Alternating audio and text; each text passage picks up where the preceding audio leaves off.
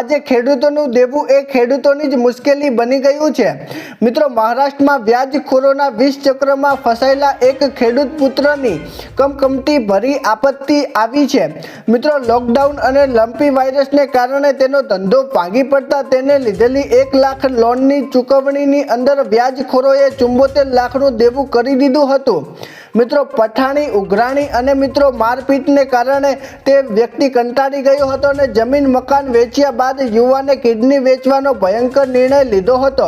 મિત્રો, પોલીસે આ મામલે 5 વ્યાજખોરોની ધરપકડ કરી છે અને મિત્રો માનવનું મૃત્યુ ન થાય તે માટે અન્ય તપાસ પણ હાથ ધરવામાં આવી છે। મિત્રો, આ રેકેટની અત્યારે પોલીસ મોટા પાયે તપાસ પણ કરી રહી છે। તો મિત્રો, આજના પ્રથમ સમાચારમાં જોઈએ તો મિત્રો આજે અંબાલાલ પટેલે મોટી આગાહી કરી છે। મિત્રો, હવામાનના નિષ્ણાંત એવા અંબાલાલ પટેલની આગાહી મુજબ ડિસેમ્બર અડધો વીત્યા બાદ પણ ઠંડી જેવી અનુભવાઈ જોઈએ તેવી અનુભવાઈ રહી નથી। મિત્રો, અત્યારે લઘુત્તમ તાપમાનમાં વધારા સાથે વેસ્ટર્ન ડિસ્ટર્બન્સની અસર જોવા મળશે તેવું અંબાલાલ પટેલ જણાવી રહ્યા છે।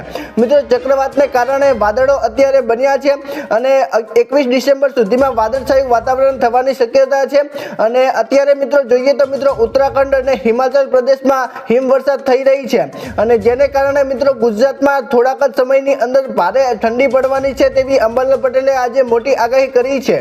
મિત્રો, ત્યાર પછીના સમાચારમાં જોઈએ તો મિત્રો ગુજરાતમાં હવે કંઈક નવું થશે। મિત્રો, રાજ્યના સીએમ એવા ભૂપેન્દ્રભાઈ પટેલે નવી દિલ્હી ખાતે પીએમ મોદી સાથે મુલાકાત કરી હતી અને મિત્રો ત્યાં તેઓએ એક્સ પર લખ્યું હતું કે મંત્રીમંડળની રચના બાદ માનનીય મોદીજી સાથે મુલાકાતમાં રાજ્યના સર્વાંગી વિકાસ માટે જીવન સુખારી માટે ટીમ ગુજરાત પ્રતિબદ્ધતાએ વ્યક્ત કરી છે।